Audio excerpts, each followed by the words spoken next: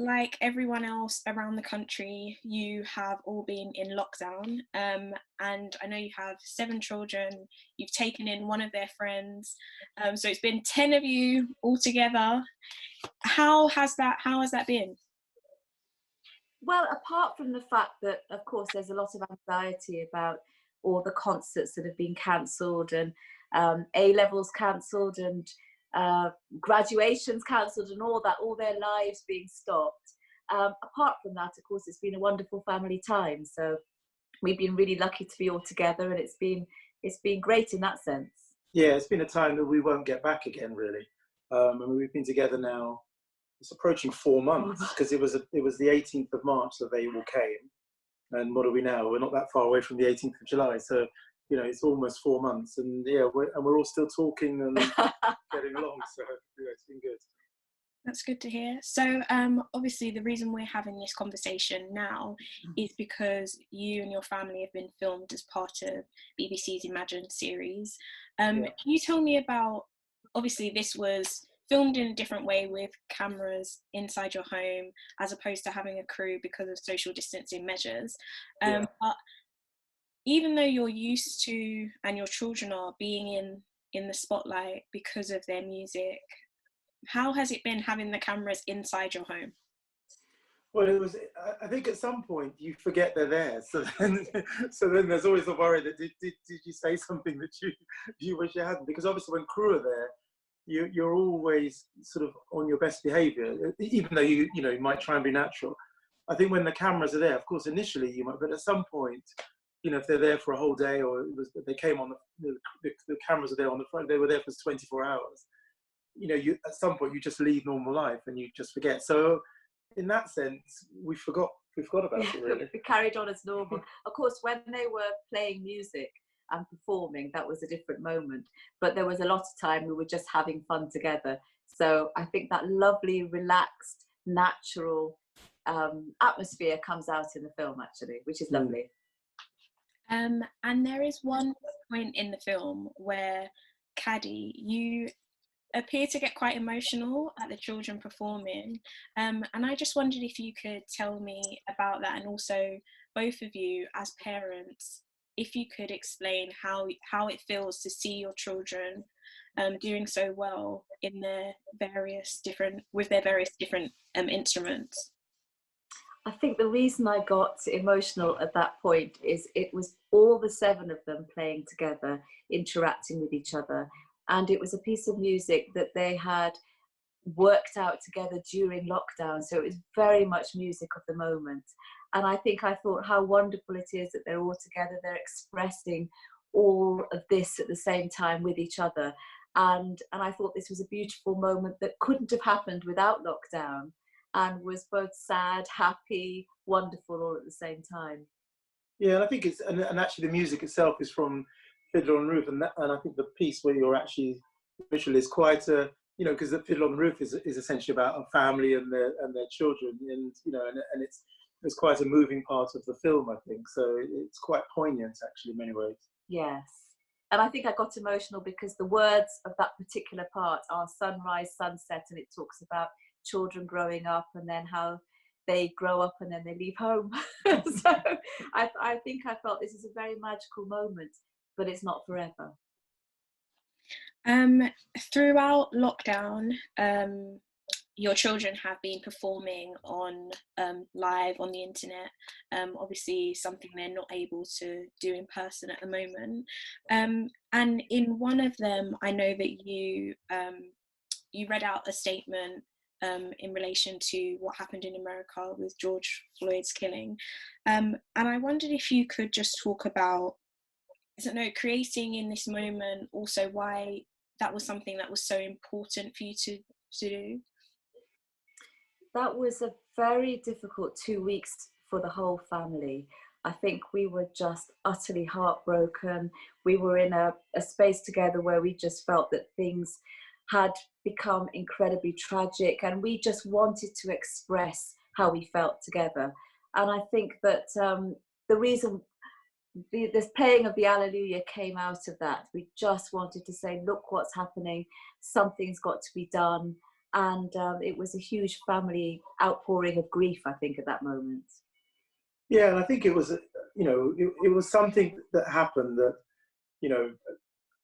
that's happening all the time, but also it sort of brings back your own emotions about your own experiences. And at times you kind of think things are moving forward, and probably overall they are moving forward, but it's a painful reminder of things that you've experienced in the past that maybe you've kind of moved on from, or, at some point in your mind you block out. And it's a painful reminder of cruelty that's still out there, really, racist cruelty, and yeah, I find it particularly hard. And then I think the children found it hard because they're of a generation where we thought that we hoped that things were going to be much better for them than they were when we grew up. I grew up in the 70s in London, and you grew up in 70s in rural Wales, and you realise that actually maybe things haven't moved on, and that was such an explicit reminder of the harsh realities of modern day living. For your children, obviously, they are working and performing and playing and practicing in a space that is, predominantly white. And you've mentioned that recent events have kind of, brought up these experiences that you might have had in your own lives. How do you, I guess, equip them to be themselves in those kind of spaces? I think that's why music is such an important part of creative life for young people, for everybody, because when they are playing music, that's themselves and they're expressing themselves. And I think what we always say to them is you've got to be true to that self-expression. You've got to be true to your own relationship with the music. The external factor of who you're playing with, what spaces you're going to go into, I think you have to be very, very sure of who you are and what it is you want to do.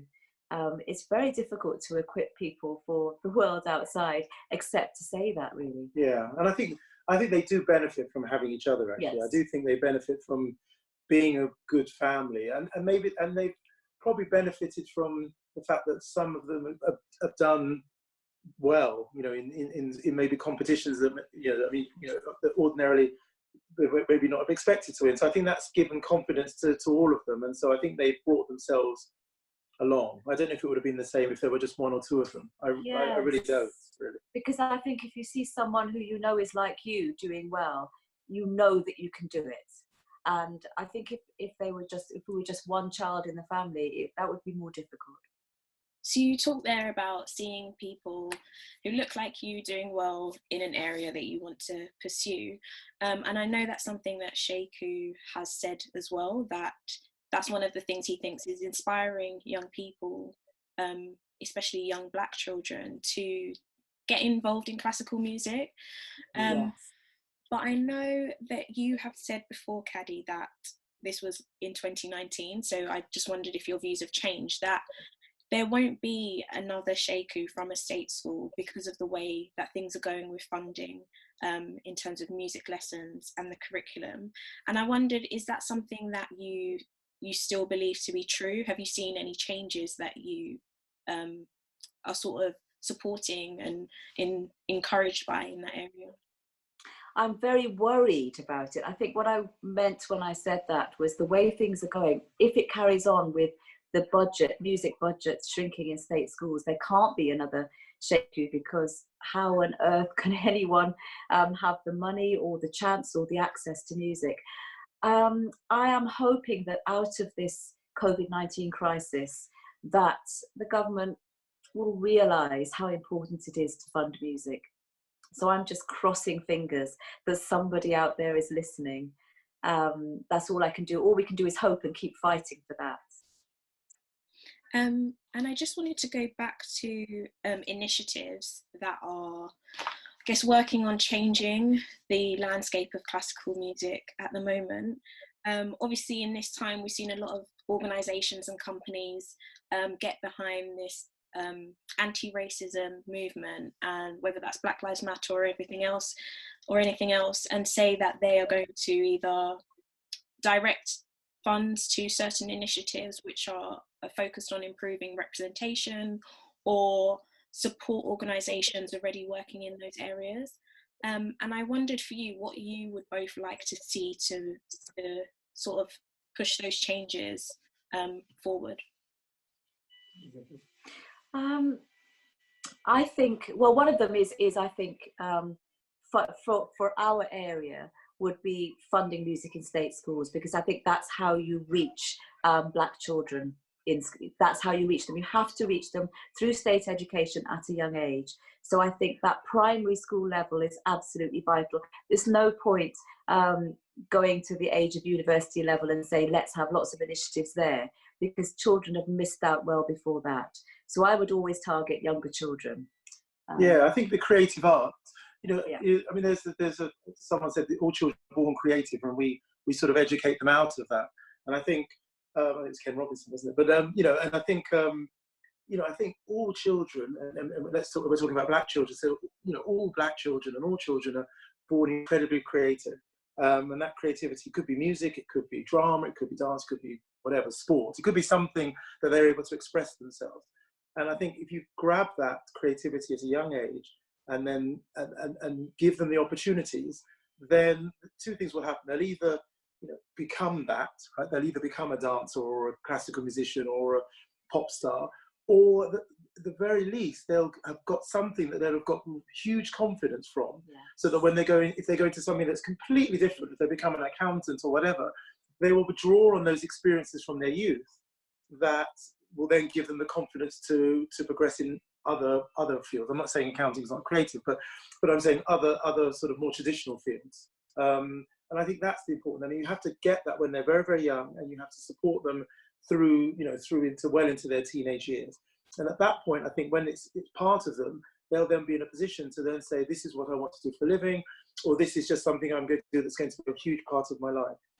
And I think that comes through community-based projects, and also through schools and the school curriculum. So it's creative subjects, but it's also subjects that build confidence, like teaching history, teaching Black history in schools, I think is absolutely vital. Giving children a sense of who they are, that they belong here, that what their history is, that they are visible. All of those things I think matter.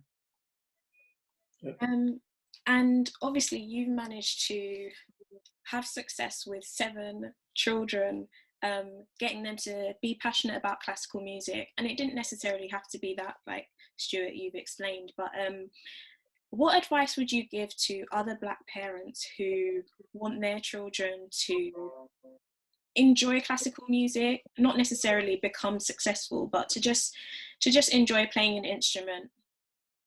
I think, you know, give your child the opportunity to play an instrument, listen to all sorts of music, you know, because I think if you say, right, you know, you sort of think this is classical music, and then you're saying, well, this is some other type of music, calypso music, or, you know, then I think it sort of separates and we used to just play all sorts of music.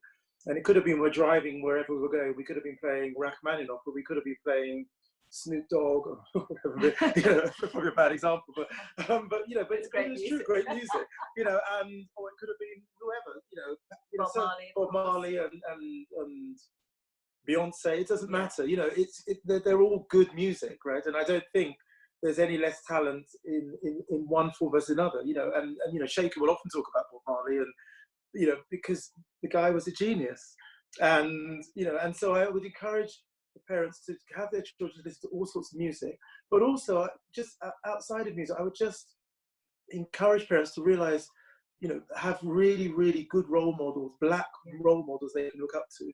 You know, as a child, they need to see great things that Black people did. When I grew up, it was Viv Richards, it was Muhammad Ali, it was Jesse Owen.